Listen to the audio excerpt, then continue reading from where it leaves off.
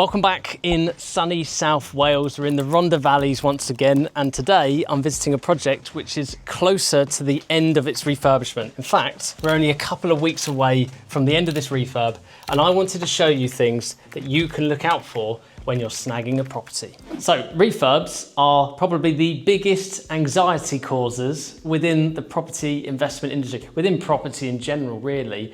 Why is that? Well, it's often if you aren't seeing something daily, so particularly for us investors that are investing away from home, we can't see it, so it kind of makes that kind of anxiety feel a lot bigger. But also B, because we're working often with a tradesperson that we might not know that well. We might not have years of experience with them. We might not have a personal recommendation to use them. There's a lot of anxiety around the fact that we don't know if they're going to do a good job, whether they're going to cut corners, whether they're going to rip us off, whether they're going to even turn up sometimes. But I'm here to tell you, it doesn't have to be that way. We've completed hundreds of refurbs, either on our own properties or with clients' properties. And if you work with the right tradespeople, the right build teams, it can actually make this very stress-free. But the key word is finding the right builder. So what I want to do in this property is actually, we're here at a refurb in which we are using a builder that we recommend. However, we still like to come into projects to spot check their work.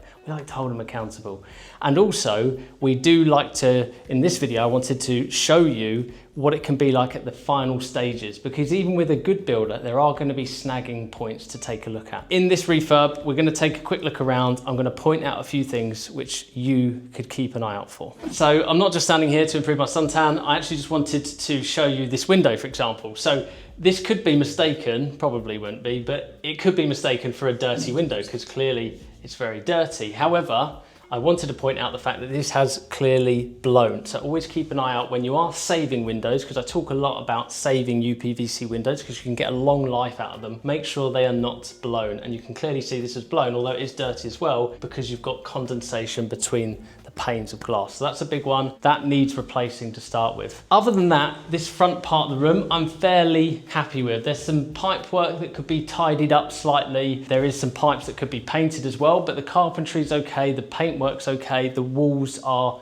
nice and flat. The plastering has been done well here. You can also see obviously the carpentry, the woodwork here is good as well. Lovely doors, nice door handles. Obviously they need to be finished off with I don't know what it's called, the collar, thank you. One of the things I wanted to point out to you is at the back here, okay? This is actually a brand new window, so I'm not talking about the windows here. What I am talking about is this here. You can see the paint's flaking off around it. Now, this is a form of damp. This is where water is penetrating into the property. And if you leave that for a long time, it's going to blow the plaster. But for now, the plaster is kind of absorbing that water and then it's coming through to the paint, and that's why the paint is bubbling up. Now, what I don't know from just standing here is exactly what's causing it, okay? I could panic and I go, oh my God, it's got damp, but there is always a solution. There is always a reason that water is coming in. You ultimately have to work your way back, find out why it's coming in, and then try to fix that problem. So looking at here, I'm going, right, there's a problem there, probably something on the outside, whether it's either immediately outside or whether it's above, needs to be resolved. And we will have a look at that later in this video to show you what we believe it is and how we would resolve it. Now we're in the hallway and we're going to look at a couple of extra snags in this property, starting off with something which isn't necessarily a snag that is something the builders have missed or anything, but at the final stages of work, sometimes this can happen. For example, here, down the beading of the wall, you can see that there's been some damage, and that's more than likely come from the flooring fitter dragging the new carpets in and fitting them. Very normal, but obviously something that needs to be picked up and raised with the builders. Also, we know the house has all been fully decorated, but the banisters are still yet to have a lick of paint. So these all need touching in and finishing to the same level as the house. Coming through, one thing we also noticed, I don't know if you can see up here on camera, there's a bit of a ridge there. It's because the plasterers have skimmed this, but not skimmed all the way in across there. So that ridge is a bit unfinished. It could be because this part is part of the woodwork of the banister, so they left it, but either way, that needs to be finished off a bit nicer. So coming in here, this is the kitchen. Looking pretty good, but still some finishing touches. One of the first ones you notice as you walk in, you can see the vinyl flooring is raised up at the edge. That's not a problem, but it's because the kickboards which are sat on here haven't been put in. Obviously they need to go in. Another thing we noticed is when you try and open the oven, that comes out towards you. just because it hasn't been attached at the back. So obviously that needs to be screwed in. Other things to do when checking is turn the taps on, make sure everything's running, you've got pressure, all that sort of thing.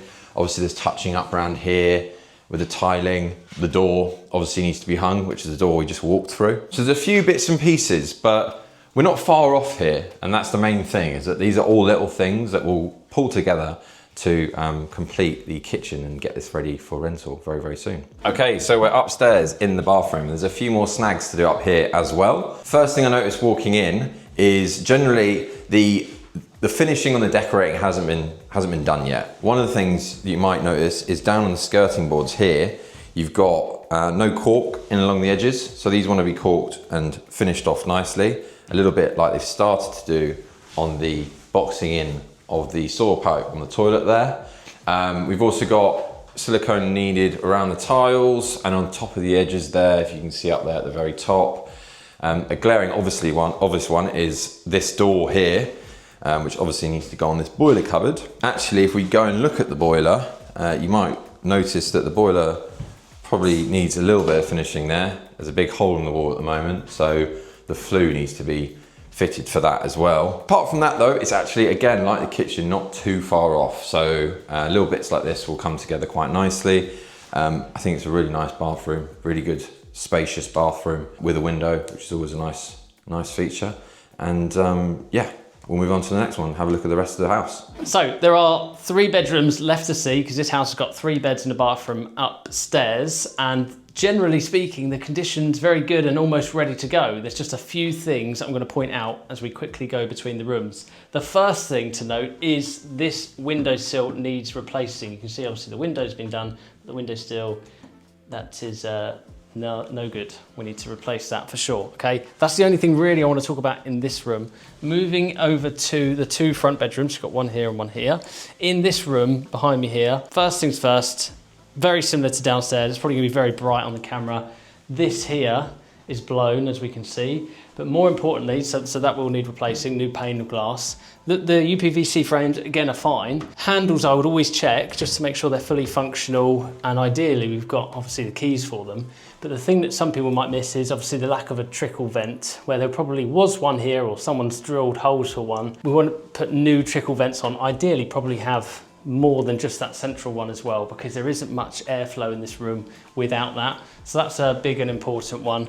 There's also a couple of random wires down here, which presumably the electricians decided not to take with him when obviously getting rid of the old wires and replacing it with the new rewire. And there wasn't anything in this room. I just thought I'd show you the room.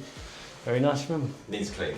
Needs a clean, that's a very good point. Yeah, completion clean is probably one of the biggest value adds right at the end, isn't it? Because these houses are full of thick dust from obviously the months of work that's been going on. So having a nice completion clean at the end, just before the valuation, is a top tip for definite. At the back of the house now, and this is because Justin mentioned earlier in the video that there's a little bit of damp on the other side of this window, just coming through on the internal wall. And the reason for that is we came around the back and we've had a look at the house as to why that might be occurring.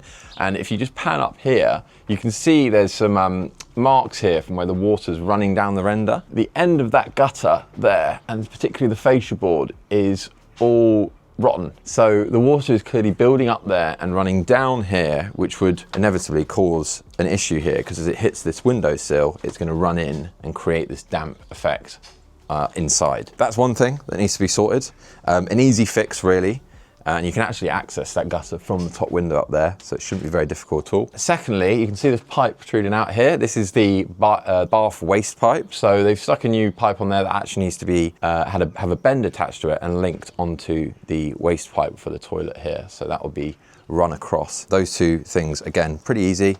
Will be sorted. And actually, I've just noticed as well, we've got our sink waste here, which also needs to be attached to this hole here. So a few plumbing things to sort out, and then also that gutter to sort out, and should be good to go. Off the back of this video and everything we've just shown you, we wanted to give you 3 top tips for managing your refurb, or specifically managing the end part of that refurb as well. The 3 things that I want to cover with you is, first of all, I always want to stress the importance of doing split payments with a builder. Okay, now it has to work for both parties. You can't be holding money back when they're spending money on materials or they're putting their team on your jobs for week on end without payment. Okay, has to work on both sides. But equally, don't pay too much up front, or don't pay up front for work that hasn't happened. I hear it time and time again when someone reached out to me on Instagram and they said that we've bought a project, I've lined up a builder, I've paid them up front X amount, and they've disappeared. And that is something which I just think could be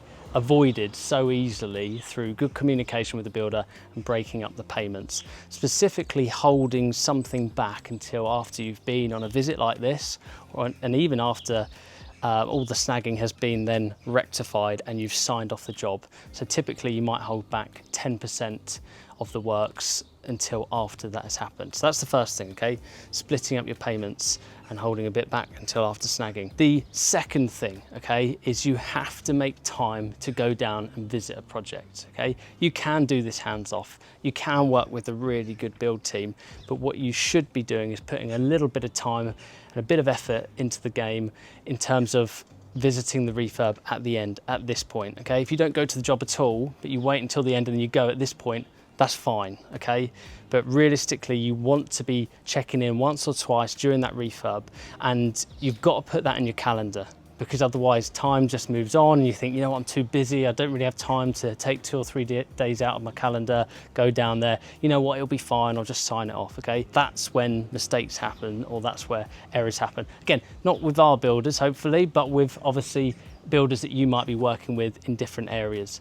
So the second one, therefore, is put that time into your calendar. The third one is don't ever be scared to voice your concerns or voice your frustrations, okay? Trust me, I've been there. I've done plenty of refurbs, and at the beginning I'd be walking around going, I'm not quite happy with that, but I don't think I can say anything to the builder because he's a lot taller than me, and he's weighs a lot more than me, and he probably could punch a lot harder than me. So I probably shouldn't say anything. I should probably just nod along and be happy, okay? You can't do that. You have to actually, in a pleasant way, forthcoming way, be like, I appreciate the work you've done, however, not happy with this, not happy with this, not happy with this. And actually a lot of people will appreciate that kind of black and white nature of it.